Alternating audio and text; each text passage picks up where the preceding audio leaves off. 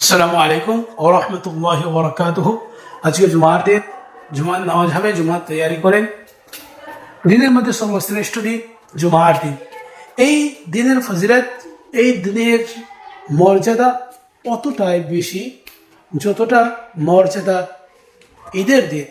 আল্লাহ নবী সাল্লাল্লাহু আলাইহি ওয়াসাল্লাম তিনি বলেছেন, মুসলমানদের জন্য দুটি খুশির দিন। একটা হচ্ছে তো ঈদের দিন, রোজার পরে যে ঈদ হয়, আর একটা ঈদ হচ্ছে কোরবানির ঈদ, বকরা ঈদ। আর আরেকটা রসুল বললেন যে সাপ্তাহিক ঈদ, সপ্তাহের মধ্যে একটা ঈদ হলো জুমার দিন। সে আমরা বেশি বেশি করে রসুলের প্রতি দরুদ পড়ব।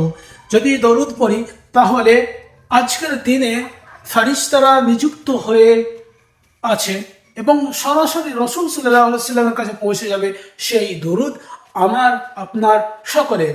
তো উম্মতি হওয়ার কারণে আমাদের কিছু কর্তব্য রয়েছে, দায়িত্ব রয়েছে, যে রসুল আমাদের কত ভালোবাসে সেই রসুলের প্রতি আমরাও দরুদ পড়ি।